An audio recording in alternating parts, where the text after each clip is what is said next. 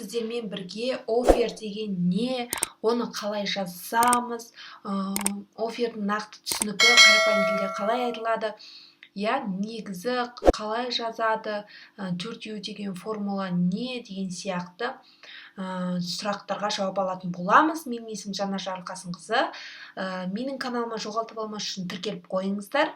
Алдағы уақытта көптеген тақырыптарды біліп отыру үшін қоңыраушаны басып, түсінбеген сұрақтарыңызды комментария жазып қойсаңыздар, сіздерге жауап беретін боламын. Ал ендеше кеттік.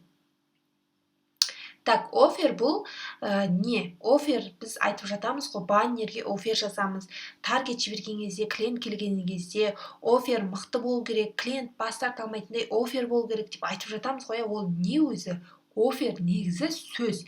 Кәдімгі біздің клиенттермен сөйлесіп жатқан сияқты сөз. Оны клиент бас тарта алмайтындай құрап, негіздеп, жазып, соны біз баннерге жазамыз да клиенттерге жібереміз. Яғни таргетке жіберген уақытта клиенттер сол сөздерді көріп, яғни сол сөздерге былайша айтқанда қарапайым тілде бас айналып, бас тарта алмай келу керек, соны біз офер дейміз қарапайым тілде айтқанда. Енді қараңыз, офер клиент бас тарта алмайтын ұсыныс, яғни клиентке асықтыру жетелейді. Енді қараңыз, УТП деген не? УТП бұл сіздің бәсекелестеріңізден ерекшелендіретін және өніміңізді ерекше етіп көрсететін жолы. Сіздің барлық конкуренттеріңіз ішінен не себепті сіз таңдау керек? Соны жазамыз, соны біз УТП деп айтамыз. Түсінікті ғой? Одан жеңілдік акция бұл тиімділіктің белгісі. Дальше. Енді ары қарай кеттік. Клиенттің кім екендігін, қажеттілігін білу барысында офер туындайды. Яғни сіз алдыңыз мебель алдыңыз, клиент келді сізге мебельге. Сіз клиент кім екендігін, мебельдің клиенті кім, олардың қажеттілігі не барысында, соны білу барысында офер туындайды. Мақсатты аудиториямызды қажеттілігін жазамыз бірінші. Біздің аудиториямыздың не қажет оларға? Әр қажеттілік жағына өз тиімділігін жазамыз. Одан кейін қажеттілік қалауларына қатысты қысқа нұсқа офер туындайды. Түсінікті деп ойлаймын. Өте қарапайым тілде айтып жатырмын, өте қиын емес. Қараңыз, мысалы қараңыз, міне. Креміңізді тез әрі оңай жолмен жуып береміз. 30 минутта креміңізді 100% таза жуып, сыйлыққа крем щетка береміз. Қараңыз, қайсы күшті болып тұр? Яғни, қараңыз, екінші күшті, сыйлыққа крем щетка 100% деген нақтылық тұр, ерекшелік тұр, 30 минутта жуып береміз деген, дәл осылай болады офер дегеніміз. Енді қараңыз, міне, бізде 4U формуласы бар.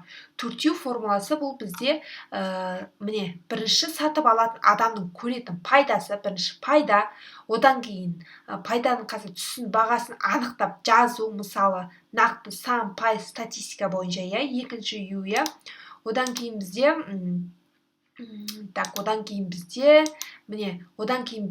уақыт.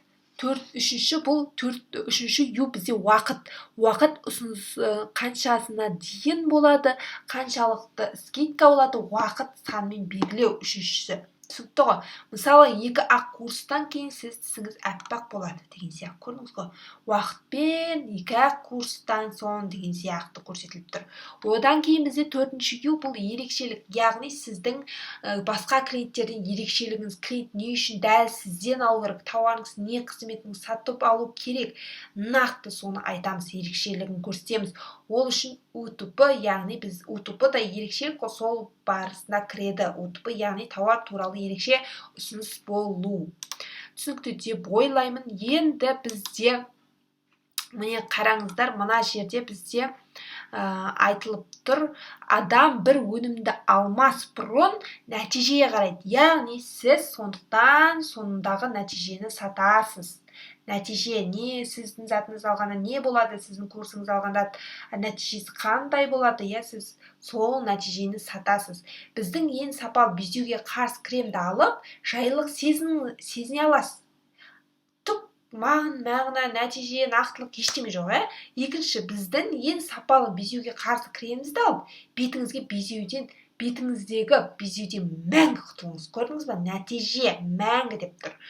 Вот, міне, офер жазу кезінде ең маңызды талап бұл не аламын, не көремін деген сұраққа жауап беру керекпіз.